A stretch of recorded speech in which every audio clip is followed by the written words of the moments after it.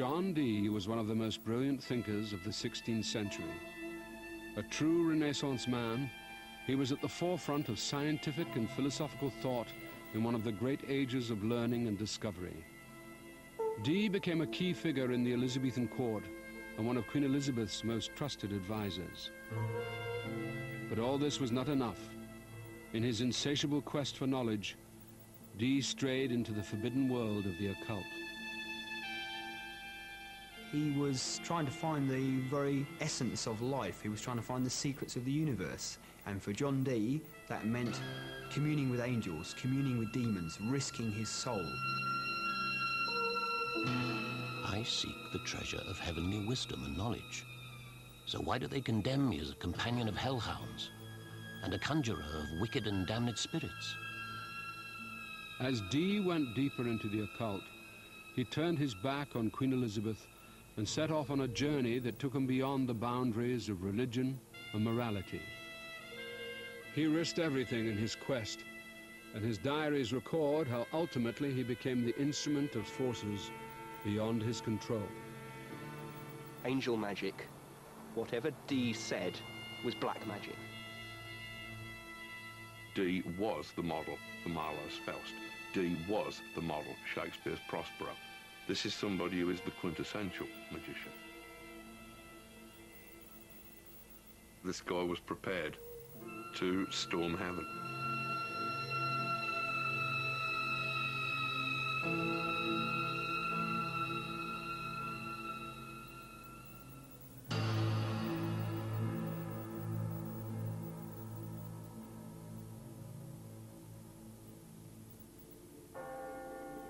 John Dee was born in London in 1527.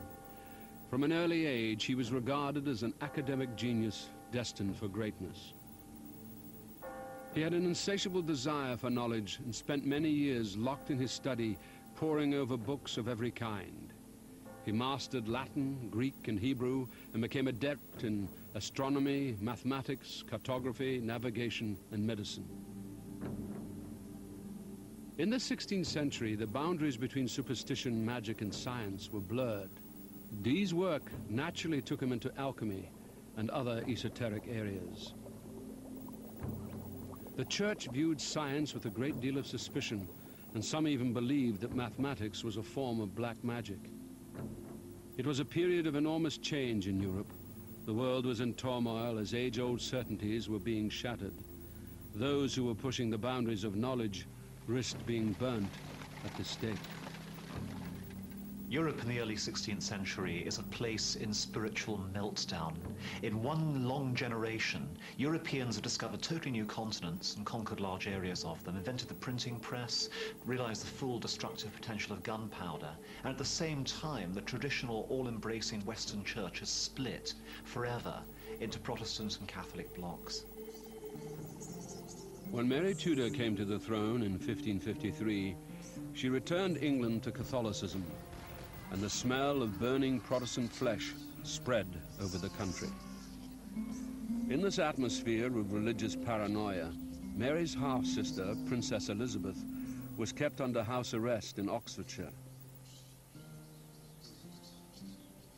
Elizabeth was a devout Protestant, and she became the focus for people's hopes of an end to the persecution.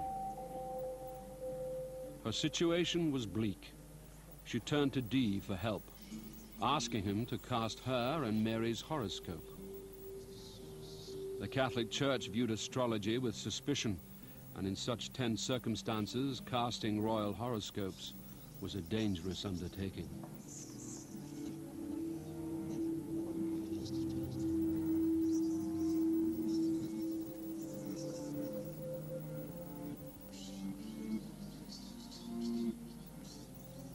Casting royal horoscopes in early modern Europe is one of the most dangerous things which an astronomer or astrologer can get up to. If you can actually work out what the stars are saying, it could even be you're directing the stars. You might be steering the whole thing, in which case you're actually determining when the monarch's going to live or die, which is technical high treason. The horoscopes predicted that Elizabeth would come to the throne and enjoy a long and glorious reign. The prognosis for Mary was dire. When the horoscopes were discovered, Dee was thrown into jail. The charges read that he had endeavored to destroy the Queen by calculating, conjuring, and witchcraft. For a while, he shares his prison with a man called Bartlett Green, who ends up one of the 300-odd Protestant martyrs made by Mary. In fact, he's actually taken away and executed while Dee is in hold. And it must have concentrated Dee's mind wonderfully on how to survive.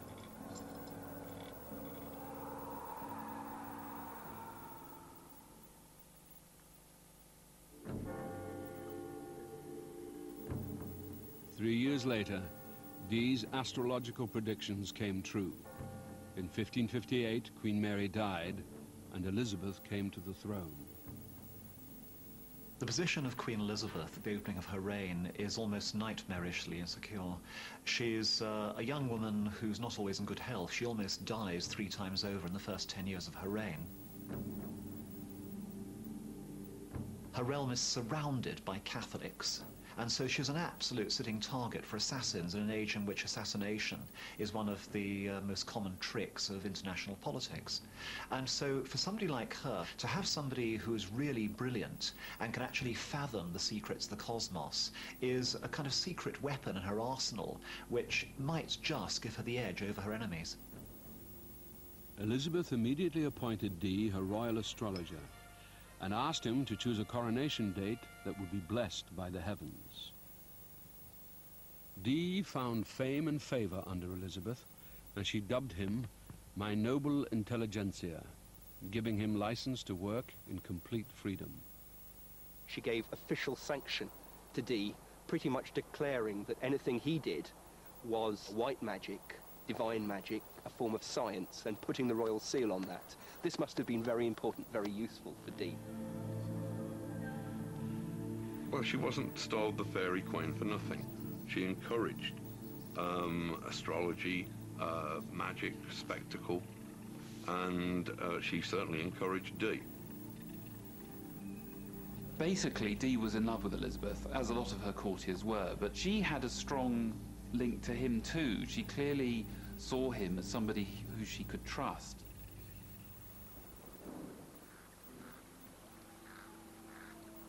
Dee lived at Mortlake on the River Thames, and there he assembled one of the greatest libraries of the 16th century. He traveled all over Europe in search of new learning. As well as books and manuscripts, he also gathered maps and the latest in navigational equipment. His knowledge of navigation helped spearhead England's great age of exploration and discovery.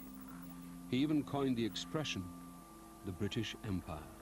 He provided the clearinghouse at Mortlake for all the latest navigational information, which formed the basis of the great age of exploration for English mariners across the Atlantic to the New World.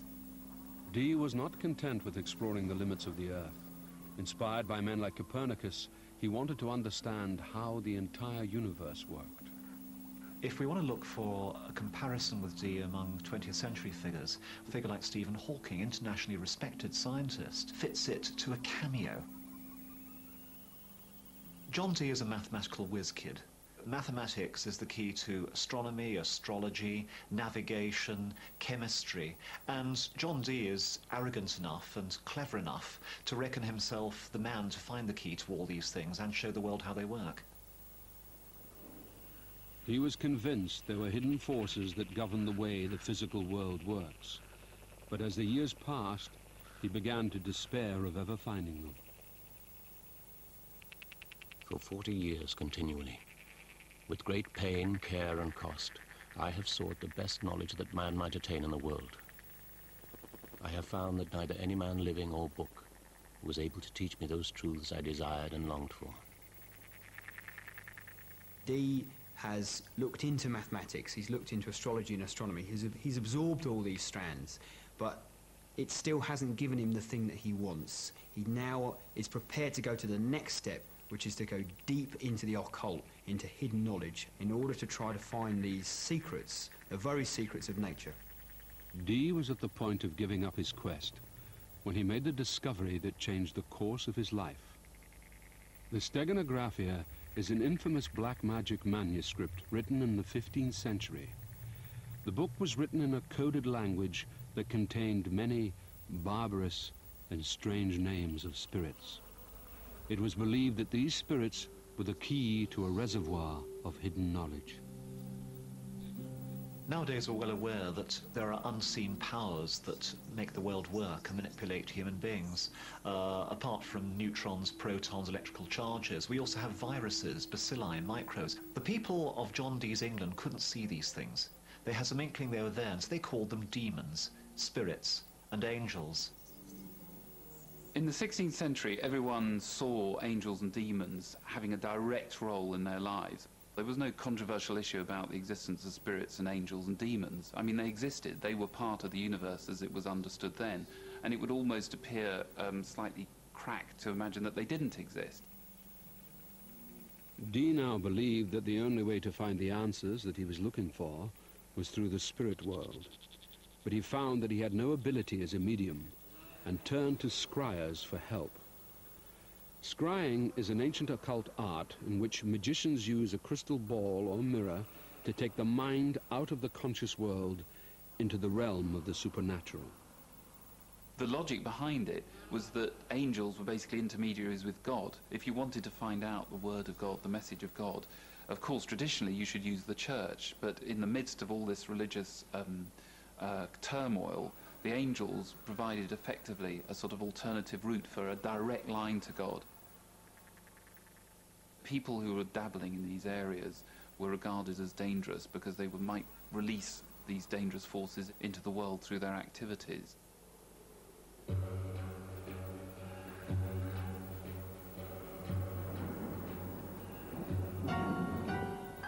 Dee's attempts at scrying yielded nothing until a man with a notorious reputation as a black magician appeared at Mortlake. His name was Edward Kelly. Kelly was a strange, difficult, fractious, troublesome character. I mean, as soon as he came into Dee's life, Dee became involved in something that was way beyond his control. John Dee was somebody who was trying to find a way in to the world of the occult. When Kelly turned up, all of a sudden Dee was provided with what seemed to be a key to that door.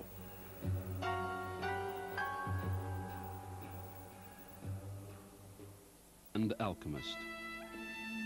From the moment that Dee and Kelly began their occult partnership, Dee's diaries describe an astonishing supernatural world opening up to them. So you can perhaps imagine Dee, Kelly, a study full of books. What would start the ball rolling would be Kelly. He would be peering into a polished black mirror or into a crystal ball. If the ritual worked correctly, then entities would be summoned.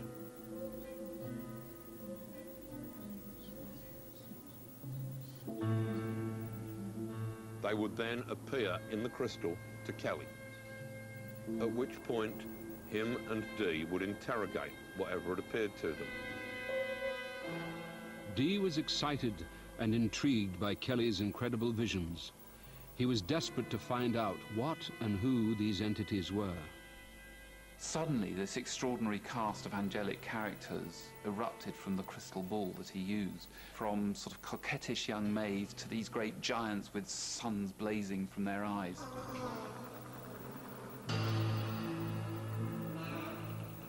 Dee constantly struggled with the angels. I mean, he was constantly questioning whether or not he should believe them. He was questioning whether or not they were angels or whether in fact they were demons disguised as angels.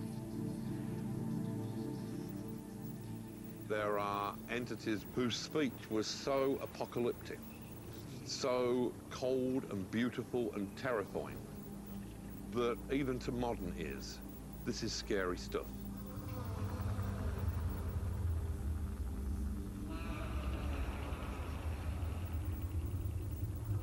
In this day and age, we don't believe in angels, but at the time, it was truly believed that spirits were behind things, and through the spirits, it was God himself was behind these spirits or angels. So Dee's not messing around here. Dee thinks he's locked into angelic communications. During the course of what became known as the Angelic Conversations, 70 different spirits would appear to Kelly. Some appeared human, others monstrous and demonic.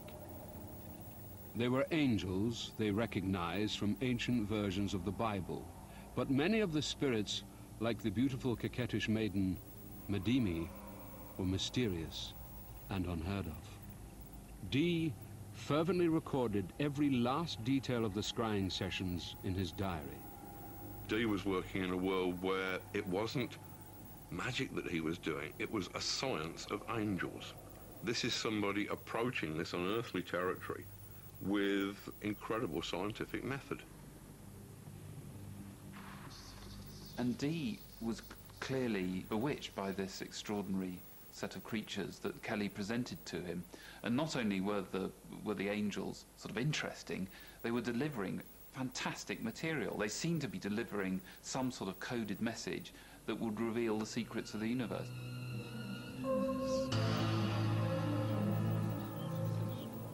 Dee was now convinced that he was close to fulfilling his ultimate ambition, and the Angelic Conversations took over his life and work. Mortlake would never be the same again.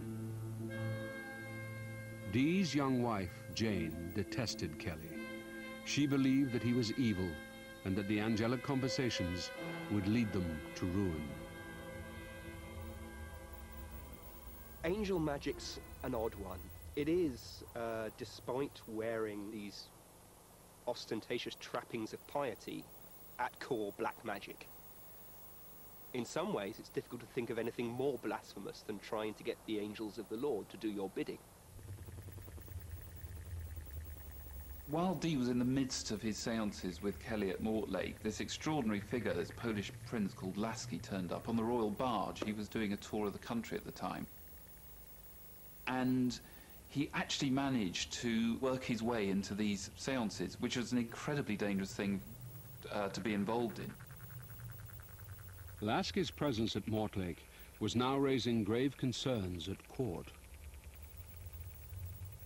When Elizabeth was trying to steer a very careful course through European politics, when her rivals were far more powerful and were all Catholic, meant that almost certainly Dee's association with Lasky meant he was being followed, he was being watched. They were wondering if an influential character like Dee, who, remember, still had this kind of dubious reputation in the popular mind, was involved in something he shouldn't be. Informers working for Elizabeth's chief spy master, Sir Francis Walsingham, now had Mortlake under constant surveillance. The atmosphere there grew increasingly tense as the angel Madimi revealed, through Kelly, that Walsingham was plotting Dee's downfall. Madimi appeared to us and said, "They will shortly lay a bait for thee. They are determined to search your house. They hate thee. Trust them not." In Mortlake, things become more and more paranoid, and they're fearful of spies in England. And Madimi, their angel, is telling them that they must leave, and they must follow Lasky, who will be their patron, and they will be able to pursue the language of the angels over in Poland.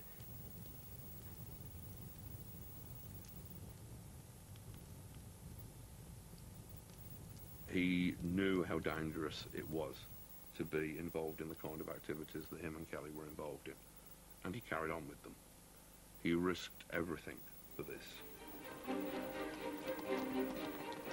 There was a great tempest of wind at midnight as we left Mortlake with our wives and children toward 2 ships waiting for us near Gravesend.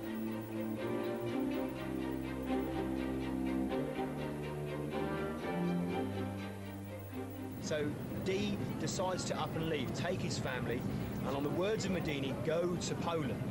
And if he does this, the angels have promised him great secrets are going to be revealed. I mean, this is an amazing thing for him. It's a lifetime, a one-time opportunity to try to find out why we're here, how things work, why they work, and the angels have promised him that. So yeah, of course, you're going to go along with what the angels say. Why wouldn't you?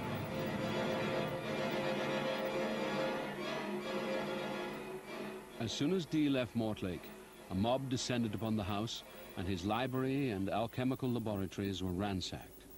For Dee, Kelly, and their families, there was no going back.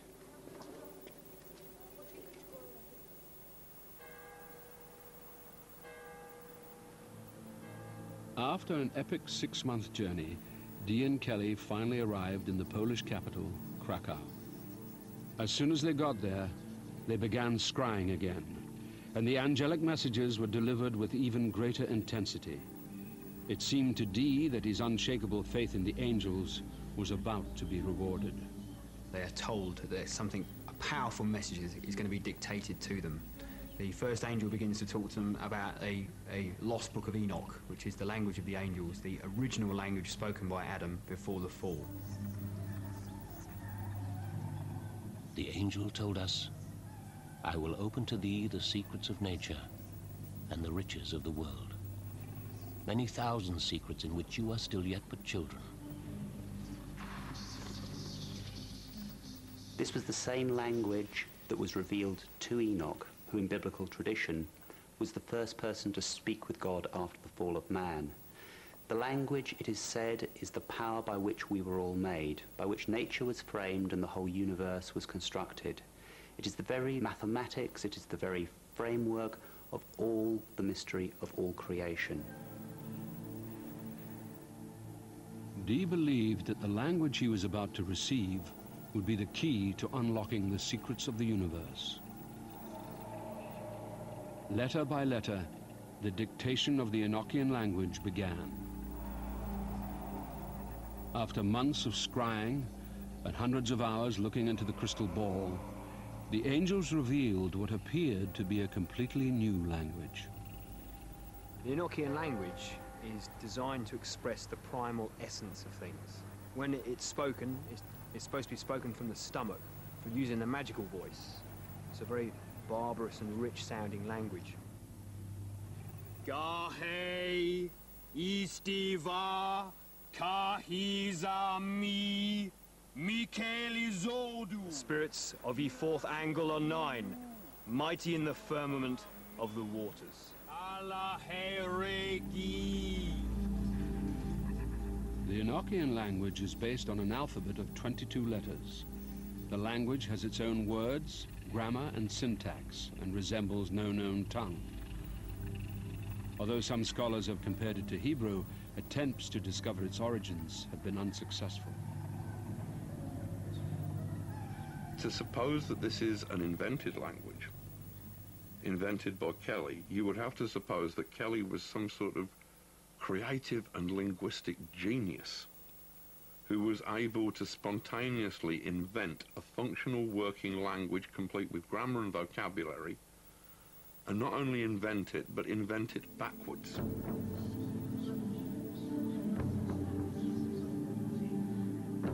With the dictation of the Enochian language complete, the angels set Dee an extraordinary test. And as he's receiving this angelic data very, very fast, and he can hardly keep up, all of a sudden, out of the blue, Madimi says that he has to go and see Rudolf II, the most powerful man, the ruler of Bohemia and of the Holy Roman Empire. And he has to go and tell him that he is possessed, he's an evil man. It's like a death sentence if he goes. Dee had already given up everything in England in his thirst for hidden knowledge. But was his belief in the angels strong enough to carry out this suicidal mission? In August 1584, John Dee made his way to Prague to confront the Holy Roman Emperor. So he was effectively an enemy, and this enemy figure went into the very heart of the enemy territory, to the seat of power in Prague. In the 16th century, the Holy Roman Empire was a vast kingdom that covered a large part of northern Europe. The empire was ruled by Rudolf II, a notoriously enigmatic and volatile man. Rudolf was a great patron of alchemists and indulged his passion for the bizarre with his own personal regiment made up entirely of dwarves. The Holy Roman Empire was vital to Rome in the uneasy balance of power between the Catholic and Protestant churches. This is Rudolph's palace. This is the very church that Dee would have had to walk past on his way to the confrontation with Rudolph. And this gives you an idea of the power of the church, the money and the power that it has. And this is what he's taking on.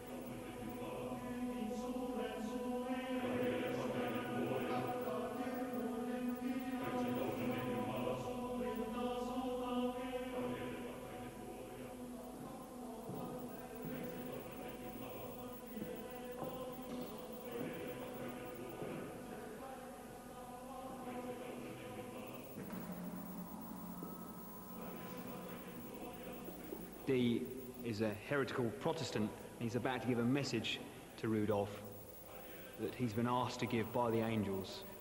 And this is a lethal thing to do. His back is right up against the wall now. He's probably shaking in his shoes. He's terrified for his own family.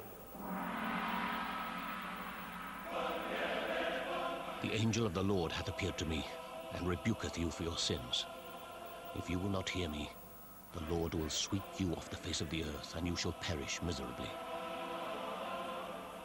And the message he has to say is that Rudolph is an evil man, that he has demons around him, and that if he doesn't listen to Dee and the angels and what they have to say, that God will put his foot on Rudolph's breast and push him off his throne. But if he does listen to the angels, then he will become a supreme emperor and will overcome the devil.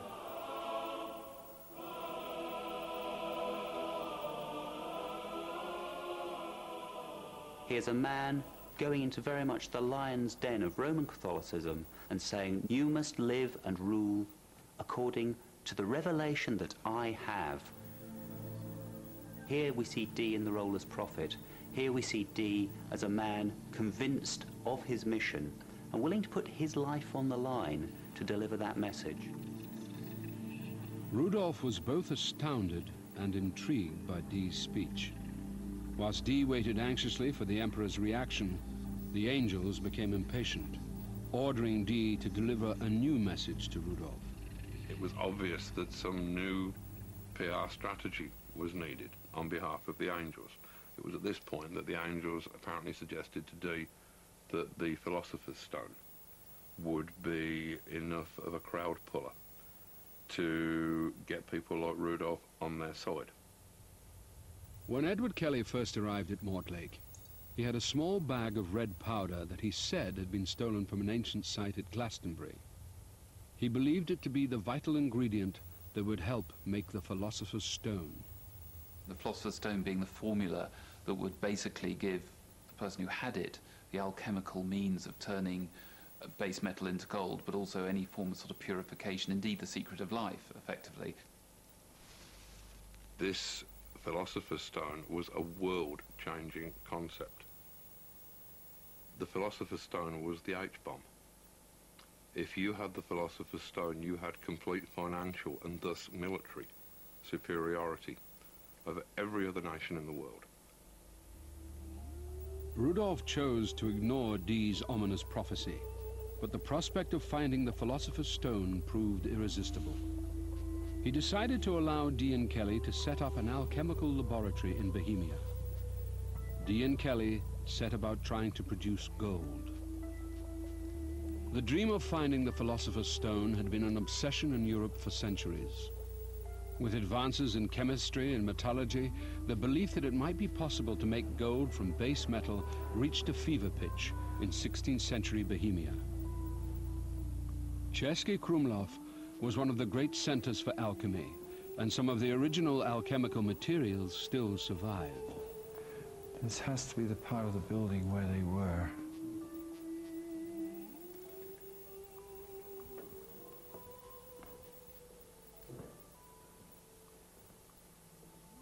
Oh, all kinds of stuff in here. Oh my goodness, look. These are definitely alchemical. This is Some sort of scroll? Or? scroll. It's got symbols here. Oh wow, look at that. Definitely a magical text then. Yep. Yeah, look, Oh, it's definitely, yeah. yeah. There's a magical spell there. Yeah. Satora. Yeah, let's see, Arepo Yep. here, Opera Yep. here, Rotas at the bottom. Sator, Yeah. Sator Rotas. Yes. Oh, and something to do with Solomon's key. Key of Solomon. Oh my goodness, what's this? That's definitely powder, isn't it? Definitely a powder. This could be the very powder that they were using to produce gold 500 years ago. What, in their experiments? Here in Bohemia, yeah. Wow. They truly believe they could make gold, yes. Rumors that the famous Dr. Dee had found the secret of the Philosopher's Stone spread across Europe like wildfire. You can see why people like the Tsar in Russia would have been offering Dee and Kelly a fortune to go and work as the Russian alchemist. You can see why Elizabeth herself was getting nervous, was worried in case Dee and Kelly were out there creating gold for foreigners, in which case she was insistent that they be returned home to create gold for England. Throughout this period, the angelic conversations continued. The angels repeatedly told Dee that he would soon be given the key to using the Enochian language. When the Pope heard that Dee was being granted audiences with Emperor Rudolf, he sent spies to investigate. The Catholic authorities in particular did not regard Dee as some sort of dodgy sorcerer who had just come in and was trying to make trouble. Papal authorities saw Dee basically manipulating Rudolf in a way that would be dangerous to their own needs, their own tactics. The Pope's spies reported back to Rome that Dee was an important and dangerous adversary and the author of a new heresy, predicting that Rome was about to fall. Anybody who claims to have God's personal mobile number is a tremendous threat to the established church. The church, in spiritual terms, is a collection of middlemen. If you had an entire population who were capable of communicating with spiritual forces for themselves, then popes, priests, cardinals, bishops, all of these would have been redundant. That was the threat that John Dee posed to the religious authorities. Anybody who had information or knowledge which didn't fit with the established orthodoxy was cruising for a bruising. Pope Sixtus, determined to get rid of Dee at any cost, presented a document to the emperor accusing Dee of being a black magician. Papal ambassadors made repeated demands to question Dee, and they tried to seize the heretical books of angelic conversations. Finally, the Pope demanded that Dee and Kelly come to Rome. Being asked questions by the Inquisition was seldom a comfortable position to be in, not least because the entire process could quite easily end up with you being barbecued. They refused to go to Rome, but Pope Sixtus finally forced Emperor Rudolf to expel Dee and his family from the Holy Roman Empire.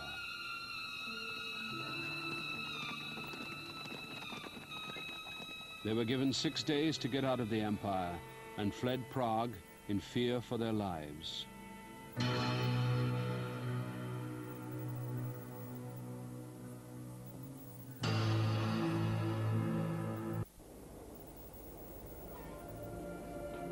Expulsion from the Holy Roman Empire once again saw John Dee, Edward Kelly, and their families on the run. With nowhere to go and no prospects of patronage, things were looking desperate when they received word that a nobleman from southern Bohemia requested their alchemical services. Even more surprising, Emperor Rudolf had sanctioned the arrangement. The relief that John Dee must have felt after being persecuted, kicked out, the Pope's after him, he's got nowhere to stay, his family's stuffed into 2 carriages with all his books and possessions, and finally he's allowed to find sanctuary here in Trebon, in Rosenberg's castle. Elizabeth I wasn't a real patron to John Dee. He wasn't funded enough to pursue his experiments and his science. For the first time, this is a safe haven for them. It's a sanctuary. Rudolph II was under extreme pressure from the Pope, but believed that Dee and Kelly were on the verge of finding the formula of the Philosopher's Stone. He did not want to openly defy the Pope and secretly installed them in alchemical laboratories in the town of Trebon, 100 miles south of Prague. The pressure was now on to produce gold, and Kelly wanted to devote all of his energy to alchemy. He became increasingly reluctant to enter into the angelic conversations that he felt were leading nowhere. Dee wanted more than material wealth and refused to let go of what he saw as a greater prize. He had risked everything for the angels. Along with the Enochian language, they had revealed to him what appeared to be an entire magical system. He believed that once the angels gave him the key to these things, all would be revealed to him. Time after time, he forced Kelly back to the crystal to continue with the angelic conversations. He pushes Kelly almost to exhaustion. They're scrying for 10 hours a day, and Kelly suffers because of this. He gets headaches, he gets pangs in his stomach, he hears voices in his head. He even has wheals on his arm, which he says demons have given him through attacks. It's a dangerous task because also the angels could be demons. You were looking at the world in the glass probably more often than you were looking at the world outside the glass. You can see how that could take you mentally into some very dangerous territory indeed. He was suddenly plunged through a trapdoor in Elizabethan logic into this world. Many, many times he recorded his own body inflamed, engulfed in flame, his mind burning, his body burning.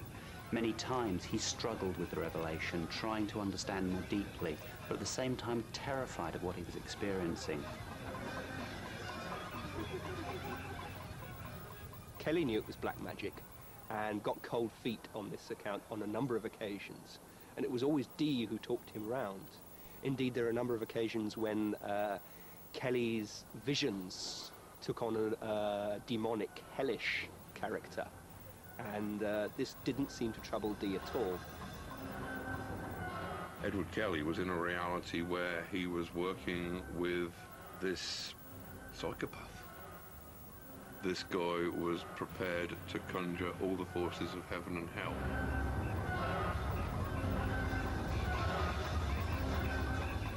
The angelic conversations were becoming increasingly sinister.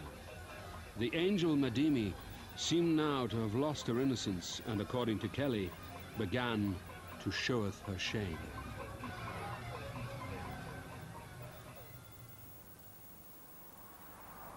Right in the middle of all of this, something extraordinary happens. It's just absolutely off the map. If everything else has been extraordinary, this is off the map. They carry on the angelic conversations here, and it takes a very sinister and very strange twist, because Madimi, their spirit guide, their angel, makes a request. They get asked to do something very bizarre.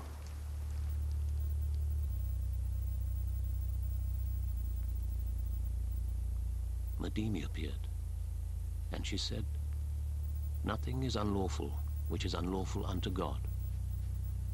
One committing adultery on my behalf shall be blessed eternally, and given a heavenly reward." The angels, or Madimi, reveals herself naked in the crystal and says that they have to cross-match with each other's wives. Dee and Kelly have to swap wives. Now, this is a terrible thing. Jane Dee detests Kelly. Poor Jane cries for 15 minutes. She won't do it. Kelly's not happy. He thinks they're in league with demons. Really, it must seem like they are now to be asked to do such a terrible thing. But for Dee, it's a final test for him to get the secrets of nature at the end of this. He will reach the next level, go to the next stage. The test seemed to be an affront to the laws of God, and it shook Dee to the core. He had risked everything for the angels, but was he now prepared to risk his soul? And he battles against it, and he says he won't do it, and he says he can't do it, and then he gives in. And ultimately he becomes the instrument of the angels. Ultimately they take him over and he does everything that they tell him to do. So here they draw up a contract after 2 days that they all solemnly sign, and they do go ahead and recorded in Dee's diary, the pact is fulfilled.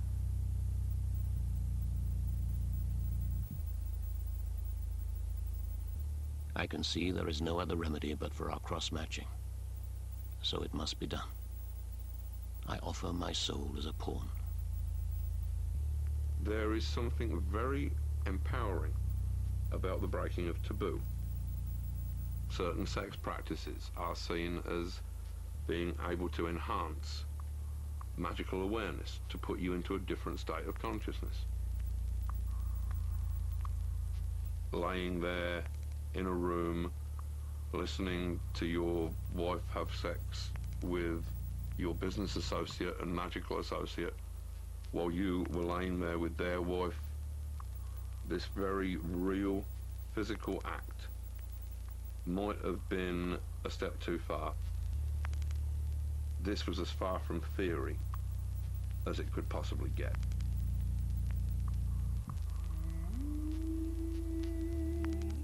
So there's actually much more going on spiritually than just some wife swapping here. They're not just swingers, they're sinners. And in Renaissance Europe, that really is tampering with eternity.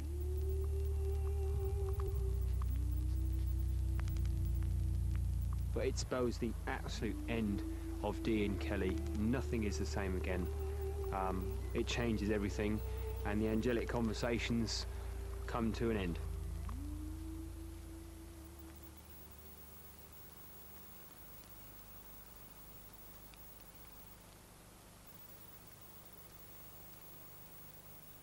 For Dee, the wife-swapping did not produce a great revelation, and after 7 years of tireless scrying, Kelly finally freed himself of Dee and the angelic conversations. He devoted himself to alchemy and was invited to work directly for Rudolf in Prague.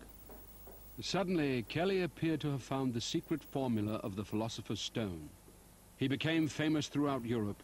He was made a baron, given a castle, and lived a life of outrageous success.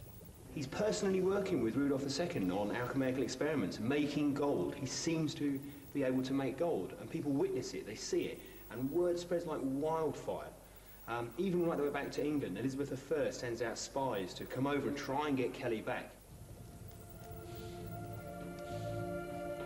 Kelly's fall was as swift as his rise. He was unable to produce unlimited quantities of gold, and Rudolf threw him in prison.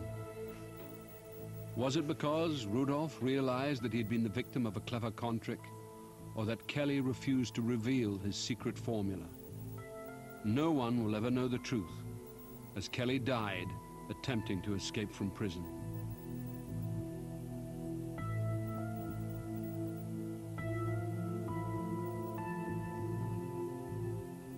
Although we never really know the truth about Kelly's death, Dee does mention him in his diary as a small entry. He just says, Kelly is slain.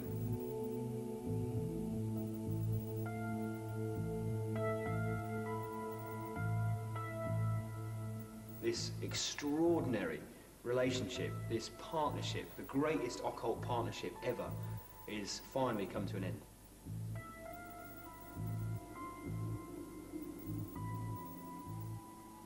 With Kelly's death, the angelic conversations were at an end. The promises of the angels had come to nothing, and Dee's dream of finding the secrets of the universe was over. Dee returned to England in 1589. Queen Elizabeth had lost interest in her noble intelligentsia, and Dee was desperately short of money.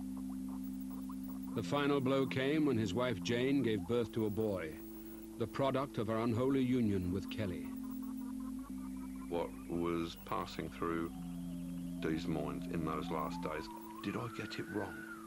Did I think that they were saying to me something that was just me, was just my hopes and fears projected? Were they ever there at all?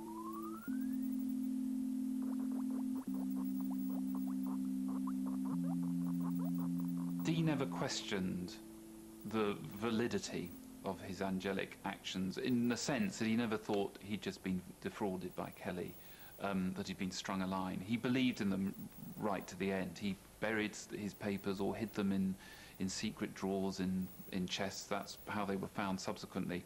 He did so because he wanted the message to be carried on into future generations. Dr. John Dee died in 1608. He never deciphered the Enochian language, but it formed the basis of a magical system that continues to be practiced by occultists. The language's origin and what happened between Dee and Kelly during the angelic conversations remains a mystery. Dee has suffered a lot at the hand of history. You could say he backed the wrong intellectual horse. Certainly few people today are interested in angel magic outside of the fringes of the occult. I think we should remember him as someone who was willing to risk everything to know, someone for whom the pursuit of knowledge was worth risking his body, his immortal soul, his reputation, everything. All Dee wanted to find was the truth, the paths he went down, the extraordinary lengths he went to, and what is left is inexplicable. It's an enigma, it's a mystery. But in the end, Dee did it because he wanted to find out the real truth behind everything. Today, no one believes that angels can provide the answers to the secrets of the universe. But modern science has shown that Dee's instincts were fundamentally correct. Scientists have now discovered that there are unseen forces that govern the physical world. We are surrounded by ugliness and war and inhumanity and squalor. We perhaps all have feelings that things should be better than this, that there is something beneath the skin of reality that would make sense of all this. And you can certainly see what an attractive vision that is, how it might be worth sacrificing everything for just the slimmest chance of that heaven-opening possibility.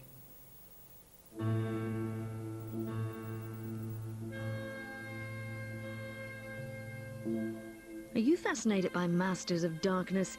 Well, put your questions to expert Aaron Paramore in a few minutes at channel4.com History. And that was the last one in this series. Next Tuesday at 10 on 4, it's the invasion of the Body Snatchers. Check it out in just a moment. Back to tonight, and next up, animal cops have their work cut out for them in New York City. Some extreme cases of cruelty and neglect, which make for compulsive viewing if only because it's so shocking. Stay with 4.